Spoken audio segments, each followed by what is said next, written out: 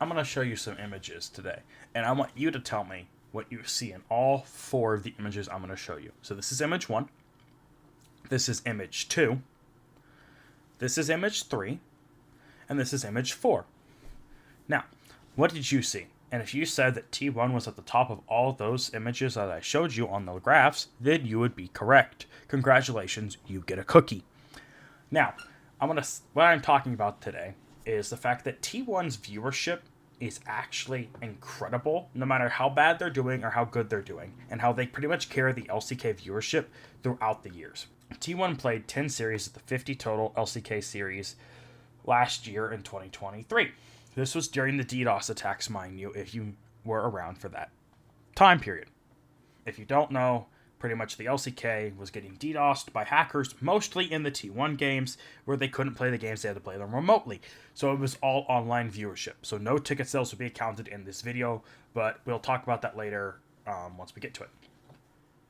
So the top 10 series for viewership were all T1. So all 10 of their series were the top 10 series for viewership. Their highest peak being 1.2 million and their lowest peak being 610,000 viewers. That was against DRX, and their highest peak was obviously Gen G in the finals. That makes sense, it's a finals, but still T1, so it's included in this video.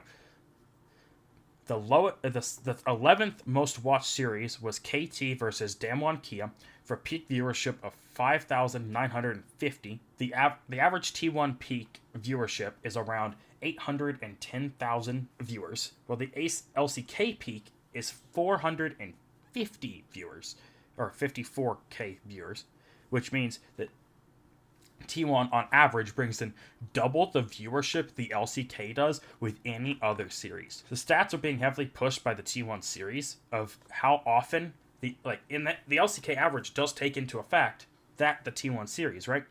I think it's absolutely crazy how much T1 boosts the viewership of the league that they're in. I mean, if we go back and look at those pictures, right? Those are from Worlds and the LCK, and the viewership numbers versus T1 versus any other team, it's almost double. I mean, they were the most watched esports team in the world last year, and that's just crazy, right? I mean, one dude, let's say Faker for the most part, because everyone's tuning in to see Faker. Even if you're not a T1 fan, you're there to watch T1 lose, or you're there to watch T1 win. It doesn't really matter what side you're on, you're contributing to the viewership. T1 alone probably makes up for half of the LCK ticket sales, and obviously I don't have those numbers, but let's be realistic here, right? If you're pretty much half of the LCK's viewers, you're probably half of their ticket sales. I would venture to guess that the LCK probably does everything they can to make sure T1's happy and doesn't leave the league. But I also think we can look at this through the lens of why do other teams fail to produce viewership like them? And I honestly think it's because T1 has been around for the longest, right? Gen G has been there under Samsung Galaxy and Samsung White, and they do have world championships. And Hanwha Life has been there for a while, and so is DRX. But after that, most of those teams, like back in the day, of Freak of Freaks, and now, how many times have they changed their name and gone under new ownership, right? Or half the bottom tier teams like Bro, that's like, 0-8 right now in the LCK? Those people aren't going to bring viewership into the league, no matter what they do, because A, they don't have Faker, and Faker is just going to always be, a viewership pull. The dude just had his Hall of Fame skin where they bought him a brand new Mercedes, custom to him, and his $500 skin. The dude clearly has appeal, no matter who you are. So let's be honest with ourselves here, right?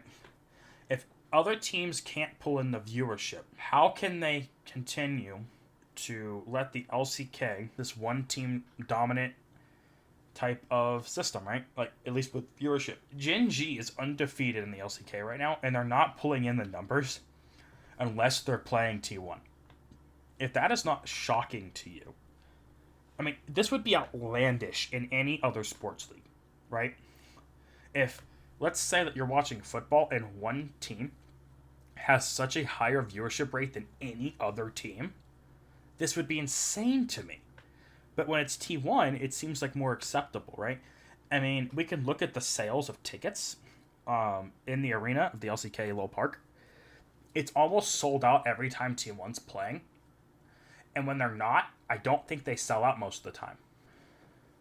I don't think, like, and this is from watching it, so this might not be a great example, but when we look at the LCK T1 games, it's always packed, and I see tons of people in the like stands. And when I don't, when I don't watch the T1 games and I watch other games, it's completely like almost halfway empty. And I granted T1 does always seem to have really good times for viewers to come into the low park, but that shouldn't exclude other times where they don't. I mean, let's be honest here. They just had the T1 Home Grounds event, and that packed a stadium full of just T1 and KT fans. Is there any other team that could pull that amount of numbers just to pack a stadium? If any LCS team or any European team were to do that, they could not pull that off except for me. I would give them 1/4 of the size of the T1 fan base. And that goes for Liquid, Cloud9, or G2. I don't think any of them would be able to pull off what T1 just did. And it's truly incredible. I think it's a great thing, and I wish more teams would be able to do that, right? Let's build upon furthering the fan base to step up and support the teams, because that will increase the overall viewership and healthiness of the leagues, right? And this could go back to the teams having to do the road shows, right? And I granted T1 is the anomaly. Let's keep that in mind here, as I'm saying.